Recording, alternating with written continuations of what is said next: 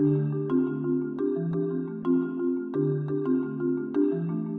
I would like to give a little structure to it, because Jamie and I did talk about structure and did have an idea of where we wanted to go. And one of the things I want to say is that a lot of the people in the transformation space today, people who are doing things like psychology, or even some of the people who are playing with some Buddhist techniques and meditation and contemplation, people who are in the world of hypnosis or NLP, all kinds of different spaces that play in what I would call the transformation space, are lost in many ways, and I use that word with intention, in neuroscience and brain science. And I understand it. It's easy to get lost there, and it's fascinating. And I do a heck of a lot of reading there myself, and I talk to a heck of a lot of the people who are on the cutting edge of things, and I'm in correspondence with many of them, and I get my tail out of my seat, and I go and visit with them and spend time with them, and I understand how people get lost there. And what I mean by this phrase, get lost in the domain of neuroscience or brain science, is that in the world of transformation, if you want to understand where transformation lives, where it breathes, and the space that it occupies, you've got to go behind the brain. Where does the brain live? Well, the brain lives in the cosmos. It lives in the universe. And if you want to understand the structure of the brain, well, you have to understand the structure of the universe that it evolved to make sense of. And the brain evolved to make sense of the universe in a very particular way. And the brain that I'm referring to, of course, is the human brain and the human nervous system and the entire central nervous system connectivity that occurs and makes up all of what we think of as cognition. Well, that all evolved in this universe, in this real material world that we live in, so that we're responsive to the particular light waves that we're responsive to, because they're the ones that exist for us, and the physical sensations we experience, because those are the ones that exist for us, and so on and so forth. And as you begin to take this out to its nth degree, you begin to understand that the brain is, in fact, an evolutionary response to the world it evolved in response to. So if you want to get it, you have to get the cosmos that it evolved in response to. Does that make sense, Jamie, in terms of the way I'm describing it? It makes sense to me, and also a way that I've been thinking of this more and more is that while you can think of our experience as an expression of the brain, you can also think of the brain as an expression of something deeper, something that's behind our experience of life. So, an expression of the universe, an expression of the creative energy behind the universe. And what I want to do with the clients that I'm working with is really walk them through that experience that they would need to have had so that the cosmos, the universe, the world, the life that they're living is in fact more accessible to them, and they're able to take control of its direction. Not control of life. I don't think that's possible. But I do think you could take control of the direction in which you're aiming yourself as you move through your life. And I think part of that is about what's sometimes described as an inner locus of control, or taking responsibility for your moment-to-moment response to life. I agree. And the thing that's interesting to me, and this is one thing I've come to recently, Jamie, is that this idea of taking control of your life based on an inner locus was at the very beginning of my study with Roy. As I said, all those years ago, decades ago, I met Roy. And when I did, I was searching for something for myself. And it wasn't that I thought that I was in any way lost in my life. I wasn't looking for therapy. I was looking for skills. And that's a very, very profound difference from where some of the people come to me from. Some are looking for therapy or something akin to it. And then there are other people who come looking for skills. I was one of those folks looking for skills. And what Roy introduced me to was that the essence of all the skills I might ever get were going to be organized about who I was at a fundamental level.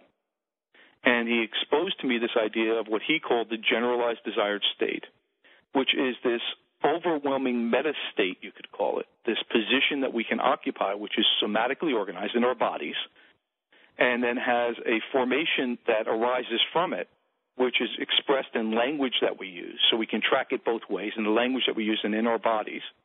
And when we're holding that particular position, that unique organization of our body and mind, what happens is that we become organized and oriented completely in a positive way. We begin searching for possibility, and life becomes open to us.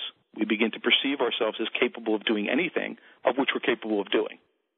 And that was the beginning. And that led into, for Roy, that was the filter, that state, to what he called the generative imprint, which was really the alignment with the fundamental life force in the way that each individual uniquely aligns with that fundamental life force. And when you can perceive this, when you have the skill set to notice for that, a person's entire being becomes present for you.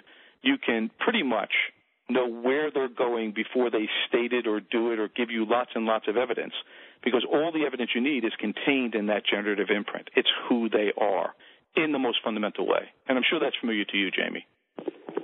It's absolutely familiar, and I'd say that there's a level on which it's familiar to everyone on the call as well, because as little children, that forms a huge amount of our experience. And I remember reading a book. It was The Path of Least Resistance by Robert Fritz, and he was describing an experiment that was done with little children. They attached tape recorders to the children and recorded the interactions that they had. So this is children between 3 and 5 years old, and they found that 85%, this study was done in the U.S., but I'm sure it's reflected in the U.K. and elsewhere, that 85% of the language that was used with the children took the form of no, you can't, don't do that. Basically, the opposite of the domain of possibility. All well-meaning, I'm sure, but I'd suggest that the starting point and the state that we spend a lot of our time in as children is in that place of wonder, of possibility, and then to some extent that gets shut down and inhibited by a variety of things, including language and experience and so on. And to realign with that place within ourselves is profoundly powerful and useful going forward. I would even call it critical and essential, because I think when you don't, it winds up leading to what the medical community and the psychological community refer to as illness and disease. So, go ahead. Oh, I was just going to say, we live in a society which, despite increases in what we might call material well-being, has more, psychological illness and plenty of physical illness as well. So it's something that there's an aching need for, I'd suggest. Right. Well, you've kind of leaped ahead in a way, and the leaping ahead, if you will, is to this second point I wanted to talk about in terms of structure, which is around the idea of why are stories so important. One of the questions that people ask me with some frequency is, Joseph, why do you seem so involved and so, fascinated by, so committed to the idea of story as a fundamental idea? And it's because I think when I go back to this comment about our brains evolving to make sense of the universe, the cosmos, the world that we live in, what I find is that in that relationship, stories are in fact the basic formation, the basic structural form of how we do that. We make meaning narratively. We make meaning through story. And two of the people that I paid a lot of attention to over the years have been George Lakoff and Mark Johnson, who at one point wrote a book together called Philosophy in the Flesh. And they're some of the leading scholars on the planet in the domain of metaphor. And what they are arguing for, and what many neuroscientists seem to be coming to more and more and more recently, is the idea that our cognitive process is metaphorically organized. And not only is it metaphorically organized, but it's also organized at a somatic level metaphorically. In other words, we store our stories in our bodies, and we make sense of stories in relation to how our bodies function in the world, how we're actually physically, somatically designed is the way that we create language and descriptions and make sense of the rest of everything else that there is, including all our relations with every other person we've ever met. So the story form, the structure of story, is the most fundamental way that we cognate, that we think, that we make sense of our lives and the world around us. Does that fit for your experience, Jamie? Very much so. And one of the one of the domains where I've done a lot of work teaching people, is just listening to the stories that are showing up in what people say when they describe a problem, when they describe a desire. From the simple things like, I'm hesitating because I'm trying to figure out what the right step to take is. And as I look down, further on down the road, I can't quite see it clearly, that kind of thing. Hearing those metaphors of taking steps, moving further down the road. So even at quite a small chunk level like that, it connects into something bigger, the journey of life and the life metaphors that people have. It very much fits for my experience. Absolutely. And really, two of the masters here, as I've said, folks, are George Lakoff and Mark Johnson, and they do a great job at exposing how metaphor is structured. But one of the questions that I also get asked is, Joseph, you tell these stories, and they go all over the place. I'm not sure I can follow any of them. I never get the point that you're trying to make, and it's very frustrating because it doesn't make sense to me. And that's because people start, in my opinion, folks, from an idea that is ill-formed to begin with, and that somehow or another that the world, the universe, their lives are supposed to make sense, that you're supposed to have some fundamental way to understand it, when there is no understanding. I mean, it doesn't even begin to form in my mind or match a framework in my thinking that there's any understanding that we either have or need to have that makes any sense. There's only the events we experience and our ability to respond in time and through time to those events. And our education has led us into this delusion that the fundamental basis of thinking is understanding, and it's, as Werner Erhard said, the developer of EST and the Forum and Landmark Education, it's the booby prize. It's what you get when you don't get your life, is you get understanding. And I know people who have been in 20 and 30 years of psychology and psychoanalysis who have tremendous, tremendous insights into their lives and are as stuck and neurotic and psychotic in some cases as they've ever been, with tremendous amounts of understanding. And yet people want to come to me, and I'm operating at this level where what I'm doing is I'm immersed in metaphor and sharing a structure inside of what I'm saying, not the content, which is what people look for. The content's only there to confuse you, folks. It's only there for misdirection. The structure is what's important. The container itself is far more significant than the contents. There's a great old story, actually, Jamie, my grandfather told me. My grandfather came from Sicily, and he came to the United States when he was 19 years old.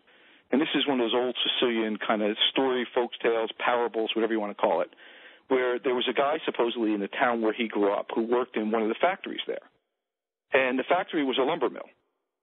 And this lumber mill sold all kinds of construction goods to the local craftsmen in Palermo, in Sicily. And one of the things that, they were doing was supplying the local contractors with all the stuff they needed, including lumber. And this guy worked in the lumber mill part of that business.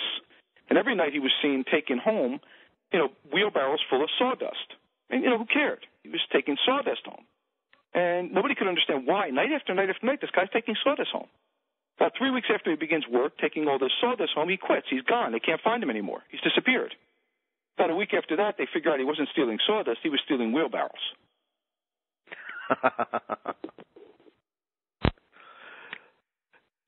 You remind me of something, Joseph, which is a quote I read by... Are you familiar with an author called Terry Pratchett? Oh, of course. You English folks are all enamored with Terry Pratchett. He's like the best-selling fiction author in the UK. And I read a quote of his. He said, people need stories about their work and about their spouse and about their life because stories have a clarity and structure that doesn't exist in the messiness of real life. There's a clarity of structure that doesn't exist in the messiness of real life. And when you talk about understanding, I think of intellectual understanding that has a clarity of content, you could say, that ticks that box for content but doesn't actually satisfy because it's not real life. It's just the intellect. And one of the things I've started to explore is a different kind of understanding, a deeper, insightful, embodied understanding that's about a kind of understanding that can help you see life differently. And my experience is that what I got all those years ago when I first worked with you, Joseph, was an embodied understanding of what's important in life and how to orient myself to life that I might not even be able to put into words in a way that would make sense to anyone else, and yet that was felt and impactful and meaningful as a way of moving forward and being in the world.